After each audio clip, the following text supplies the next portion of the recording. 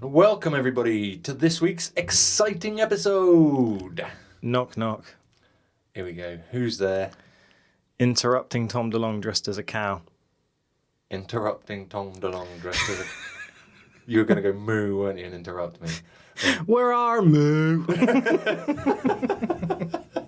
I started laughing before I could get out.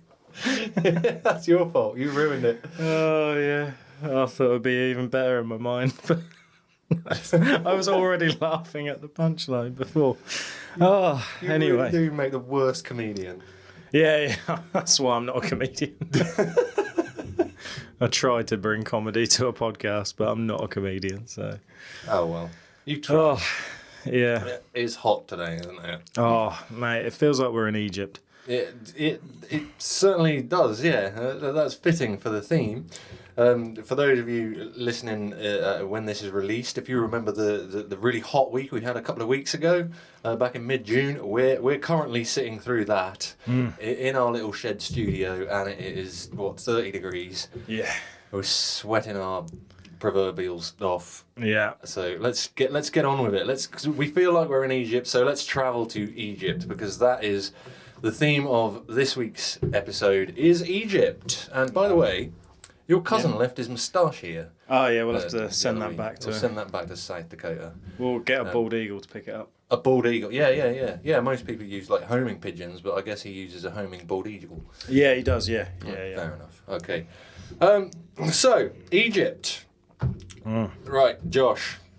When you think of Egypt, what comes instantly to mind? What's the first thing you think of Egypt? Pyramids, Yeah, sunshine, yeah, sphinx, yeah, River Nile, yeah. scam artists that try and take your money by leaving bandanas on your shoulders. Probably, yeah. That's a good call. Okay, so you didn't mention King Tut there. No. I think King Tutankhamun was one of the legendary pharaohs. His tomb was excavated on Febtember. February the 16th, 1923. 101 years ago. Oh, I thought it would be longer. No, 101 years ago. And just after that happened, it became obviously a media sensation. You know, King Tutankhamun, all the gold and everything, all the artifacts that they pulled out of there. Massive news story at the time. And Egyptologists flooded Egypt, and particularly Cairo and the Giza Plateau, where the Great Pyramids are, and the Sphinx is. Now, the Sphinx was still largely buried at the time. Oh, right. Would you believe? Yeah. Through history, through the last several hundred years, several people have tried to excavate it, and because it's such a massive object, a lot of people just put their shovels down and just gave up. Yeah. But in 1923, it sparked this whole wave of Egyptologists flooded into Egypt and decided to just level the Giza Plateau. They uncovered the Sphinx. There was loads of them. And one of the main guys was Hamilton M. White. He was there from 1925 to 1935. And while clearing the Giza Plateau, they found a large underground subway system passing between the second pyramid and the Sphinx, with shafts leading down into the ground 125 feet, with many courts and side chambers, as he himself quoted. This was published in newspapers until the Egyptian government put a ban on publishing about the underground tunnels, and the story went dark, leaving everybody to wonder, is it true? So they were protecting the information. Very protective. Even to this day, the Egyptian government are quite protective over their artifacts, their relics and whatnot, the pyramids and the Sphinx itself, and we will get into that. Was there anything in the subways, like the tunnels and things? Not as far as I know. No, it was just like an underground network of tunnels that I guess the Egyptians used to keep out of the sun while they were transporting their goods and whatnot around the place. But no one really knows what it was for. I wonder if there was like hieroglyphics on the walls and things, or if it was literally just plain tunnels. So far as I know, not in those tunnels. They weren't. No, it was just plain tunnels. Sneaky. But I don't think anybody of note has ever been back down there since. Actually, into the causeway between the pyramids and the tunnel. There's been stories throughout history. Some of the ancient Greeks and that said that they went to Egypt and they were welcome to search through tunnels that went in through the body of the Sphinx and opened up into caverns and tunnels and a whole myriad of cave systems that you'd get lost in. They said. Yeah. But obviously these tunnels were lost to time, and like I say, no one of note has ever been down there since. But someone, in fact, do you remember we did an episode about Mystic Meg and the people who made predictions about the future that came true? Rest in peace. Yeah, and there was one guy that we covered only briefly called Edgar Casey. He was around 1877, sorry, and he was known as the Sleeping Prophet. He would tell the future. Even when he was asleep, apparently, they'd have a stenographer next to his bed who would take notes because he'd talk in his sleep and make all these predictions.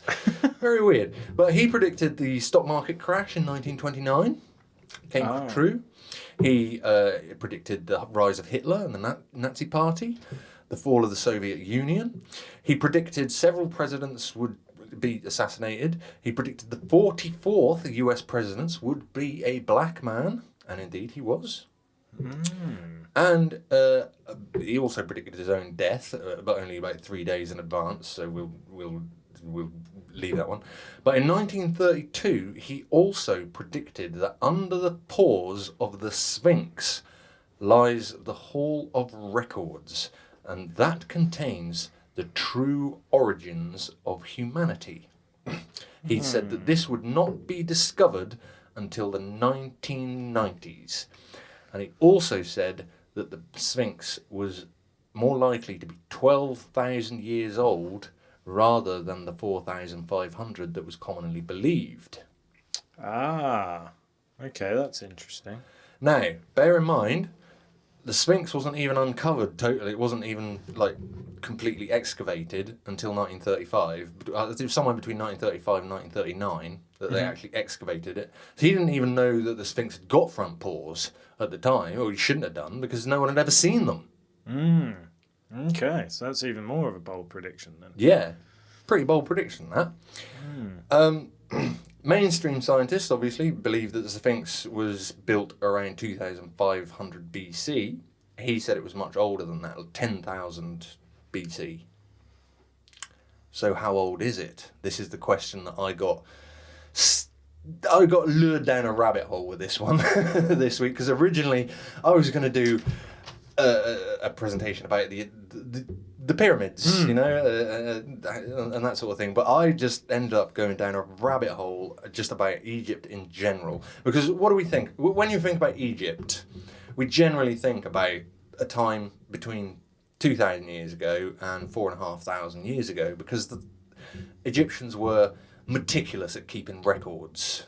Yeah. And that's the time period that we have records of. So when you think about Cleopatra, Tutankhamun, Imhotep, and all those types of pharaohs and whatnot, they were all in that time frame. But actually, even if the pyramids and the Sphinx were built 2,500 years BC, that puts Cleopatra, she lived closer to Gangnam Style being released than she did to the pyramids being built themselves. Yeah, which I find absolutely bizarre. That was ancient history, even to her. Yeah, that's so weird. So there was obviously a civilization before, the Egyptians, the ancient Egyptians. Yeah. There must have been. There must have been, yeah. And that's kind of what we're trying to discover in this episode today, is who were they? What were they about? Because there is no records. We know about, obviously, I said that they kept a lot of records, and to start with, we didn't really know what they meant, but through the discovery of something called the Rosetta Stone. Do you know what the Rosetta Stone is? Something to do with languages. Yeah, it's a tablet, a stone tablet, with a paragraph written 3 times in 3 different languages. Now, because one of them was Hebrew, we knew what that meant, yeah? Yeah, Because yeah. Hebrew is obviously a language that's still around today, although it was modernised, but, we can still read ancient Hebrew just as well as we can modern Hebrew. And I think the other one was Egyptian, and another one I think might have been like Sanskrit or something like that. So, we could decode the Egyptian hieroglyphs, or a good percentage of them, through the Rosetta Stone and translate it. But even though we can now translate hieroglyphs, it doesn't matter where you look in Egypt, and there are hieroglyphs everywhere in Egypt. You'll walk through the desert and just find a wall in the middle of nowhere. It's got a load of hieroglyphs on it. It tells a story. In all the tombs, like Tutankhamun's tomb, loads of hieroglyphs, telling the stories of his life, and hieroglyphics that, just pictures that sort of pull out the details and help tell the story, and that sort of thing. There are no records, that was just to be affirmative. There are no records of the Sphinx being built anywhere in Egypt. In Egypt. None at all. Aliens. Aliens. Well, that's a good theory. That's bizarre. So even though the Egyptians occupied that whole area, and there's stories of all the ones that we kind of know today, like Tutankhamun. Yeah. So I'm a bit far away from the mic. The Sphinx is well grounded there, and there's no story of it. No. It's commonly thought that the Sphinx's head is not the original, yeah? Yeah, Heard of this one? That Some seems people seem to think that it could have been a lion's head that was on top of it to start with. Lions don't really feature too much in Egyptian mythology. Yeah, cats do. Yeah. It's far more likely that it was Osiris's head. Yeah, Osiris was the god of the underworld, the watcher of the dead. Yeah, so it's commonly thought. Well, maybe not commonly thought, but it is thought amongst some of the Egyptologists that the original head of the Sphinx could have been Osiris. Yeah. Yeah, but there's no proof of that. There is no, like I said, there's no record of it as any other head other than the one that is there now. I mean, it's obvious to me that that's not the original head because it's so much smaller than the body. Maybe. The only writing in Egypt from that sort of time period that even contains the Sphinx is found on a small stone tablet called the Inventory Stela. It was discovered by some French archaeologist. I didn't write down his name. I don't know what it was. Pierre. Probably Pierre, yeah. And on the Inventory Stela, it describes a story of Pharaoh Khufu repairing the Sphinx after it was hit by lightning. It doesn't. It is theorized that maybe it was Khufu that changed it from the head of Osiris to the head that we know today. Mm-hmm. But on the Inventory Stela tablet, it only shows the Sphinx's head as we know it today. Yeah. It's hard to even picture it with a nose, I think. Again, we don't know what happened to the nose, whether it was literally destroyed by, on purpose. Erosion? Or whether it was erosion. No one knows, because, like I say, largely the Sphinx was buried throughout history. We don't even know if it was visible in Cleopatra's time. Yeah. Because the Sphinx is something like 200 feet below the base of the pyramids. The actual base of the Sphinx, the plateau that it's sat on is on a ground level lower than the base of the pyramids, a lot lower. So for a long period of time, the Sphinx was literally buried, and they think that it may have been buried on purpose, not just through winds of blowing the Sahara Desert across it over time, burying it. They think that possibly somebody buried it on purpose, and we don't know why. I'm liking this. This is like a bit of a mystery. It is a big mystery. We need to call Columbo, get him on the case. Yeah. So, like I say, that is the only mention in Egypt that we can find of the Sphinx from that time period of when they think it was likely to be built, and like I said, it's describing Khufu repairing it. Khufu's Khafre's father, and Khafre is believed to be the creator of the Sphinx, who built it to watch over his father's pyramid. Okay, so Khufu's pyramid is the Great Pyramid. Khafre, they think, built the Sphinx to watch over the pyramid, yet he can't have done, because if his son had built the Sphinx, then why would Khufu be repairing it? The plot thickens. You know what I mean? Yeah, it doesn't add up. And also, obviously, we think that Khufu was built the pyramid for his own death, his tomb. But, and this is a Mandela effect again for some people, none of those great pyramids on the Giza Plateau has ever contained a mummy. Not even Khafre. Not a single pyramid has. Nor any other pharaoh has ever been found inside a pyramid. They've been found in tombs in the Valley of the Kings, just up the Nile, not far away.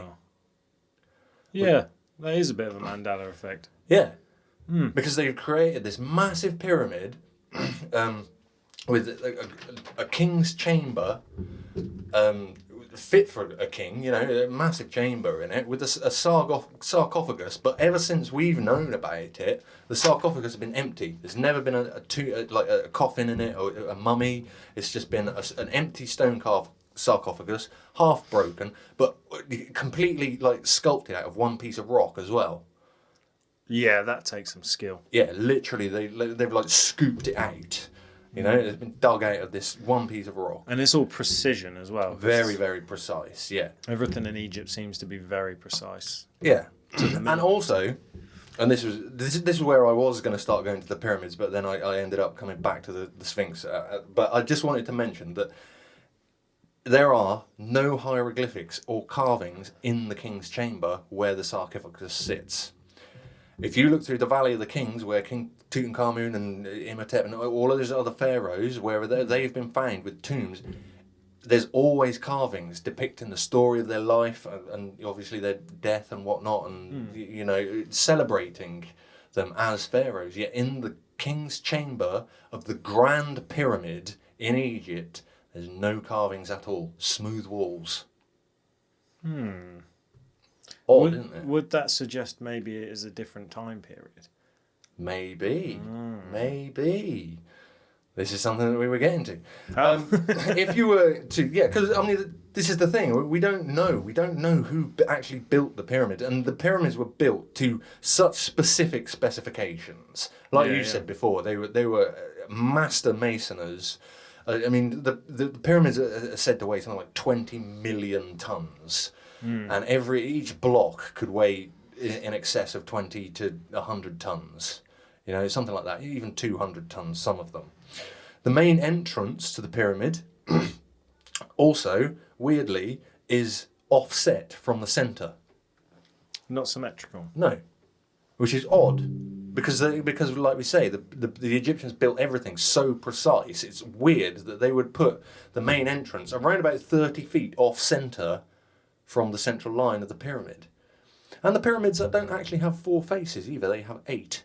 Yeah, I know that, because I saw a documentary where they had an aerial shot. That's right, It showed you each one. Yeah, a guy in the 20th century who was flying over them just at the right time of day, where the sun was shining on the pyramids at just the right angle to show a seam going down each face of the pyramid, showing that each face is actually 2 faces in one.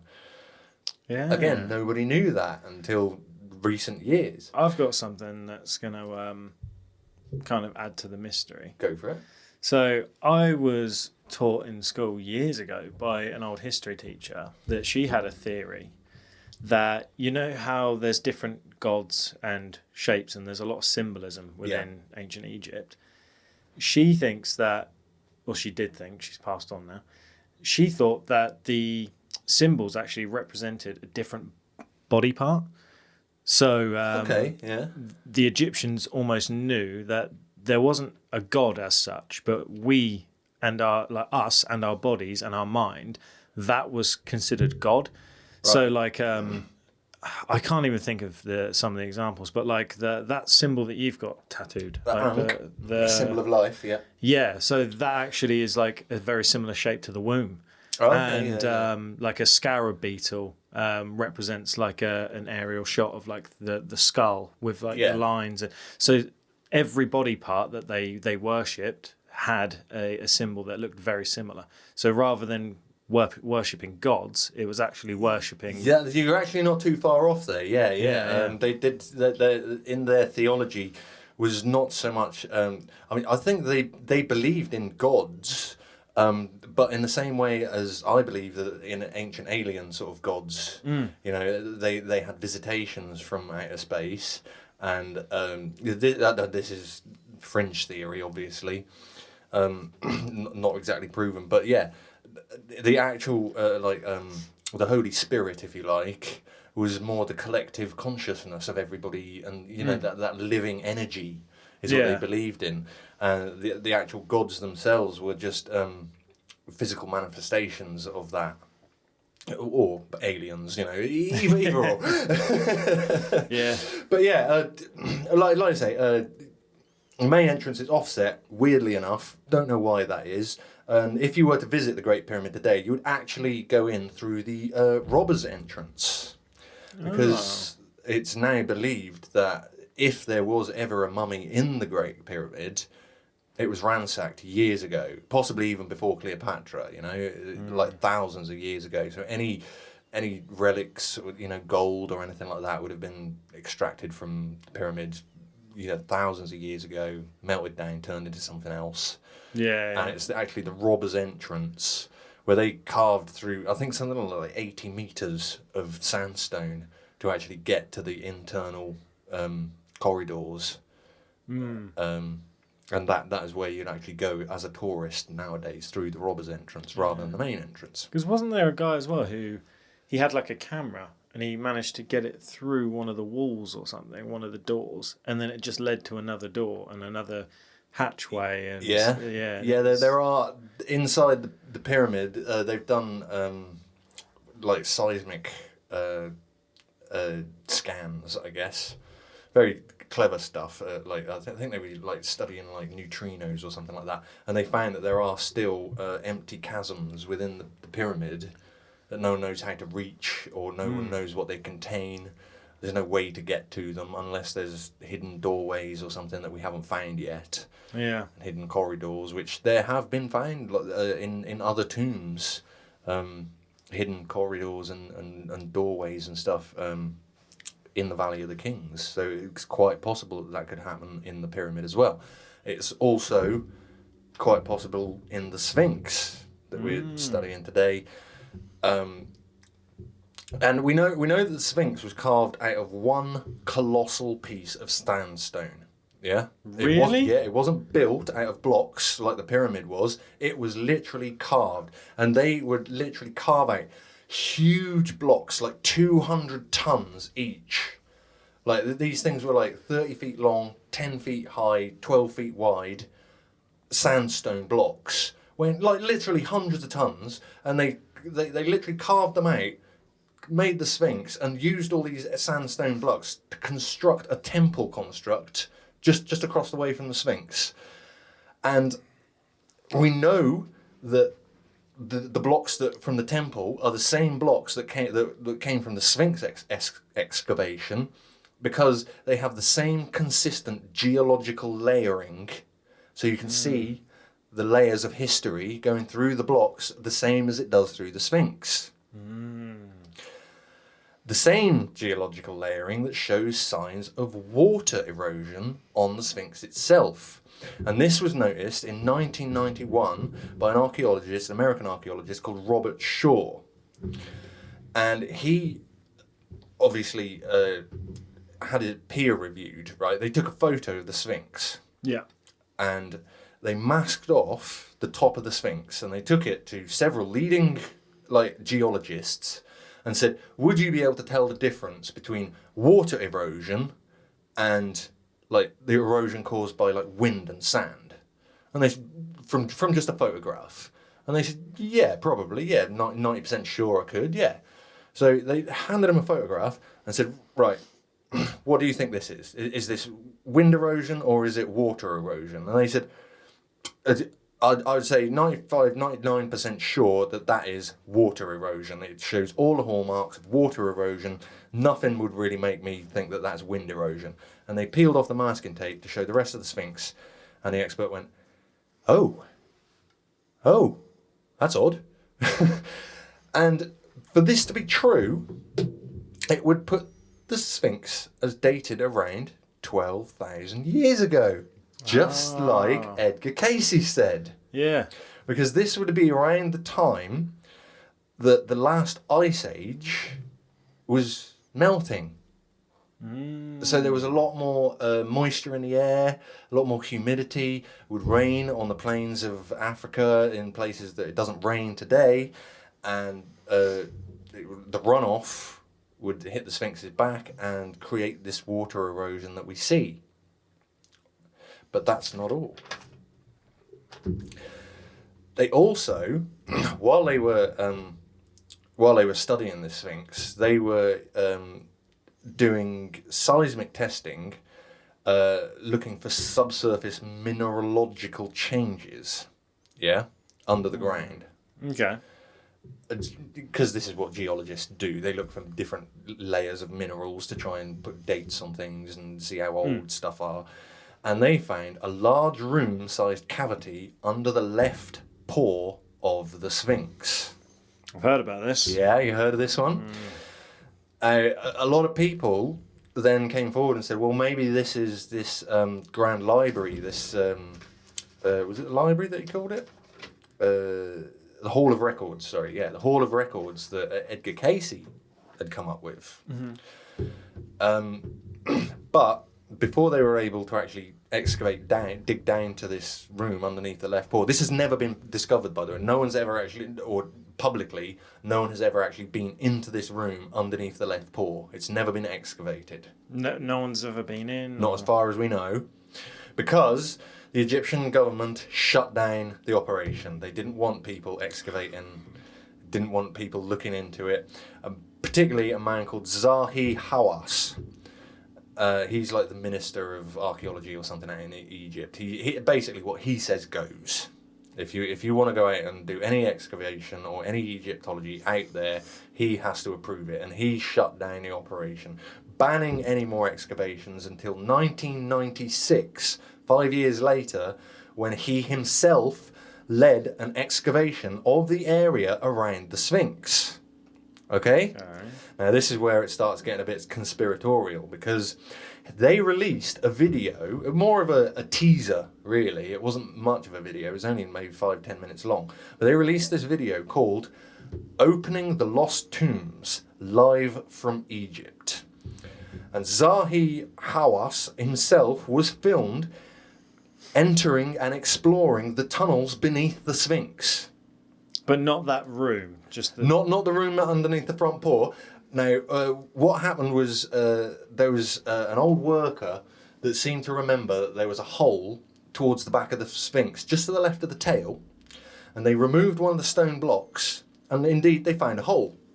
And so they climbed down it, and they excavated it. They went in there, basically.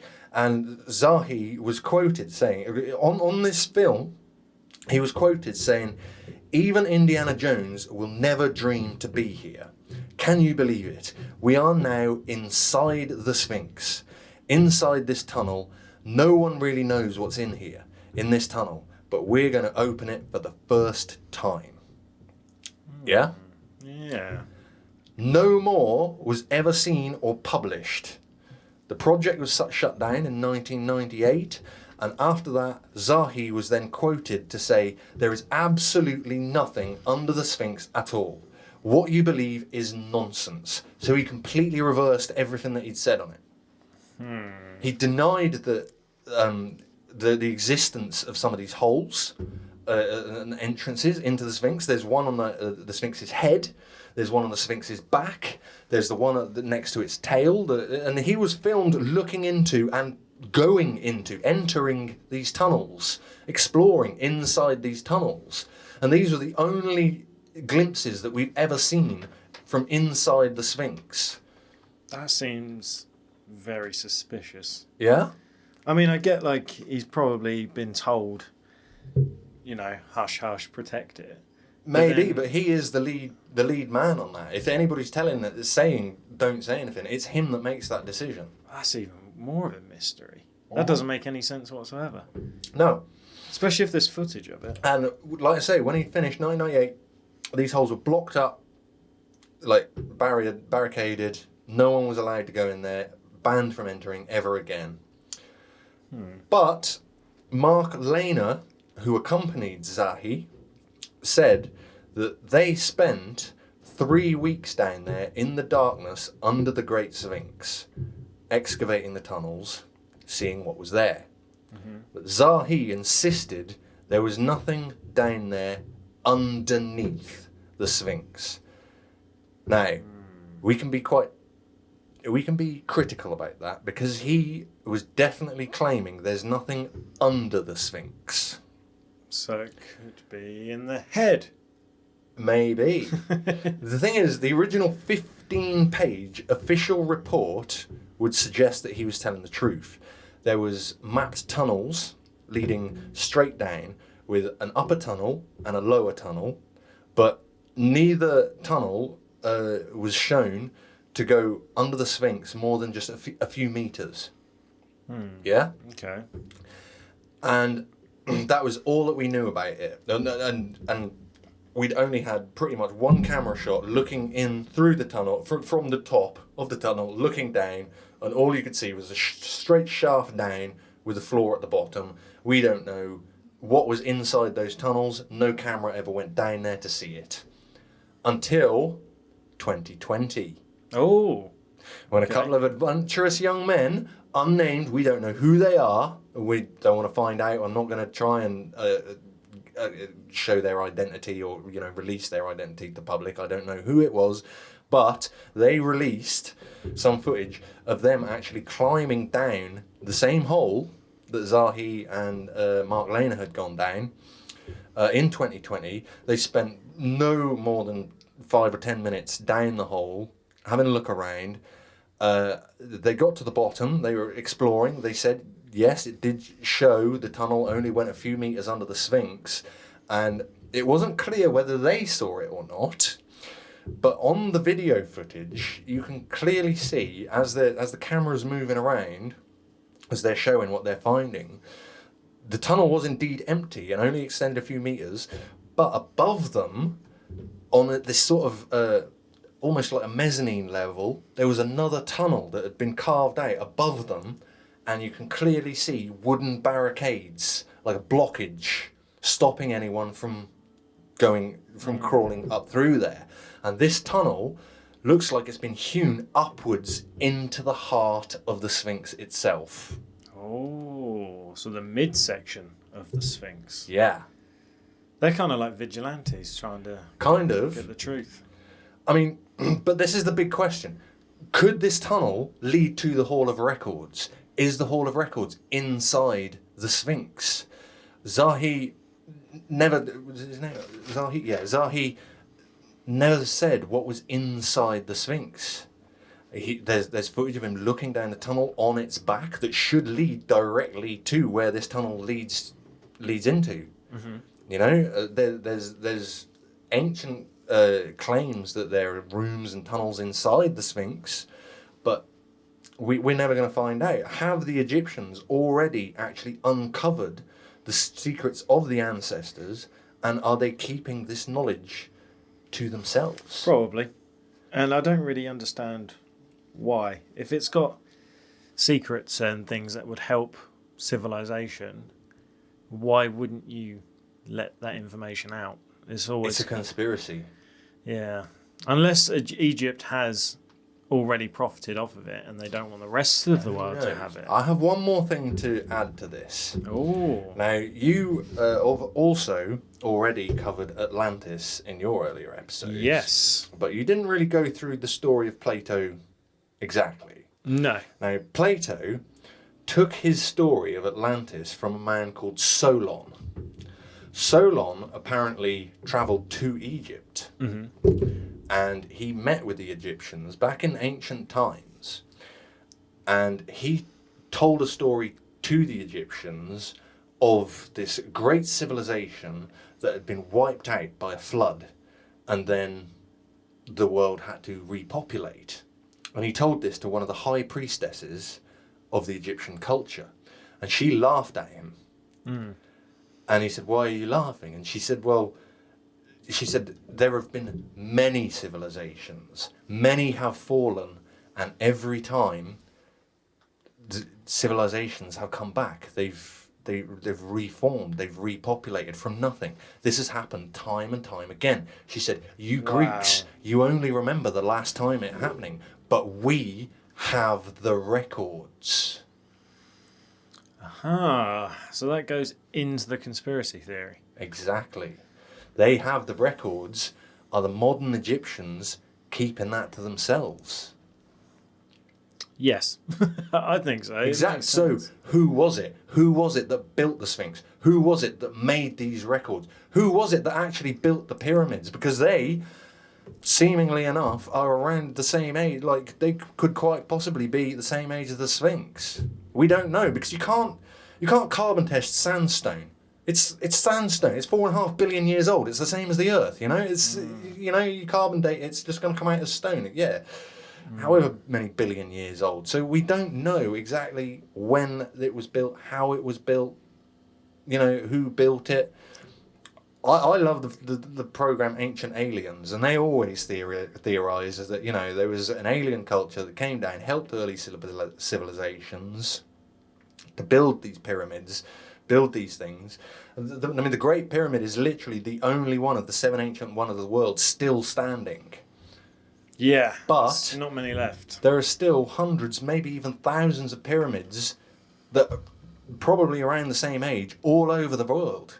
Yes. Which means that whatever culture built them, whichever civilization it was that predated the Egyptians as we think of them, was a worldwide society. Yeah. It's not just pyramids either. There's all sorts that are exactly the same, built exactly the same. Lots of megaliths. Yeah. Megaliths that even the megaliths that we think of, like the pyramids, are built on top of foundations which are cut stone thousands of tons. Mm-hmm. These things, the great Cleopatra's Needle, the half-built monolith, the half-dug-out monolith that you see in Egypt. That's like 100 foot long or something, and they got it half carved out and then abandoned it. These things are thousands of tons. How did anybody manipulate that kind of stone with just ropes and planks and they didn't even have the wheel back then. I've always thought ancient aliens and intergalactic species had some sort of part in it, but then you sound crazy for saying it, don't you? You do, but that's what we've got to put to the paranormality scale this week, because I believe that there was an ancient civilization that I don't know if they would come from the stars. When you look at some of the ancient hieroglyphs and some of the carvings that we see in ancient Egypt, there are UFOs in some of those pictures. There is, yeah. There's things that very clearly look like what we understand to be UFOs today, and all over the world there are pictures of the sky beings. The Chinese, the theory of the story of dragons bringing down the first emperors from the sky. They wouldn't have known what a flying saucer was or a spaceship was. Yeah, quite possibly would have called it a dragon. There's all these different cultures, ancient cultures that are saying these things, but scientists are just like, no, it can't possibly be aliens. Well, I don't know, maybe it is. Yeah, because there's a huge chunk of human civilization that's just missing. Yeah. We don't know. Oh, I like it. It's very mysterious. So what do you think? Do you reckon my ancient civilization was helped out by star people? Or do you think it's entirely man-made? No, I'm swaying more towards star people. Yeah? Yeah. And it's a real mystery. It's a good one. I'm gonna go straight in, no messing, 8.6. 8.6? Yeah. On the star people? Yeah. The ancient aliens, yeah? Yes. Yeah. Okay. And I think because it is such a mystery, and also the Egyptian government or the people in charge, the fact that they won't let anyone know what's actually under the Sphinx foot, and there's a whole room there. There could be actual answers. There probably is actual answers. Yeah. If they actually managed to get into that room, I would have give that like a 9.3, 9.6. That would be up in the high nines. I mean, I don't want to go into it too much, but I mean, there is a scripture called the Book of Enoch, which is well known to be at least 5,000 years old, that was found in Egypt. Okay. I mean, and this is on like parchment paper written in ancient Aramaic that scientists and philosophers and whatnot study today, and a lot of them say it should be included in the Bible because it tells the same story, but it misses out some of the things that are thought to be doctrine to the Bible and to those times. It's kind of like an alternative version of the Bible, like the people's version. But yeah, I mean, that was discovered in Egypt. It is at least 5,000 years old. So I mean, if there's one scripture in Egypt that was found, why aren't there more? Where is this hall of records, and what would it tell us? And are the Egyptians keeping it to themselves? Because they don't want everybody to know that they were helped out by aliens. I'm going to get a 9.2, which would give us an average of 8.9. Yeah, it's very, very good. Very mysterious. I like it. Yeah? Yeah. I think it's one of those subjects where you've picked a good subject where it's also frustrating because I want to know more. But it's almost impossible to know more. And that's the frustrating thing about it. So, yeah, very, very good. I might revisit this at some point and just go and focus more on pyramids, and we'll see what we can uncover, see if we can get a little bit deeper, but I don't know if we will. And we still don't know who actually built the Sphinx. No. Those sneaky Egyptians, they're full of secrets. Yeah, they're keeping it to themselves. And tombs and tunnels. They know. They know what's going on. They know. Oh, well. That's it. And let us know if you agree or disagree. Let us know. paranormality.uk@gmail.com. You can write a comment on Spotify. You can write a comment on YouTube. Let us know what you think. And what should we do as a call to action this week? Oh, that's a good question. I think we should get everybody to take out their phones and text their friends and tell them about this episode and spread the word about the Egyptians, because I think it's a worthy one. Yes. Yeah. Yeah. So if you've enjoyed this episode, if you agree with us, get your phone out of your pocket, text your friend with a link to this show, and spread the word and get other people behind this theory, because I think it needs popularization. Yeah, I also think you've picked a good one there, because a lot of people are actually into ancient Egypt. Yeah. Like, it's always been... It's fascinating, isn't it? Yeah, like Chloe's auntie, she has an Egyptian tattoo and she loves Egypt. Oh, yeah. Same here, obviously. I've got Egyptian tattoos. I've always been in love with Egypt ever since I played Tomb Raider as a teenager. Yeah, good game. Can't go wrong with Tomb Raider. I used to watch a show as well called Mummies Alive, and I don't know if anyone remembers that. I don't. There was a cartoon. There were basically like 4 superheroes, and they were like dead mummies. Right. They were like, one had the power of the snake, one was like a falcon and whatnot, and they were like crime fighting mummies. Oh, like fair enough. Superhero mummies. It's called Mummies Alive. I may have seen it, but I don't remember it. That was a good show. But anyway, I hope you enjoyed this week's episode. I've been Pirate. I'm Josh. This has been Paranormality UK. Till next time, ta-ta. Ta-ta. 2 birds and man with pot.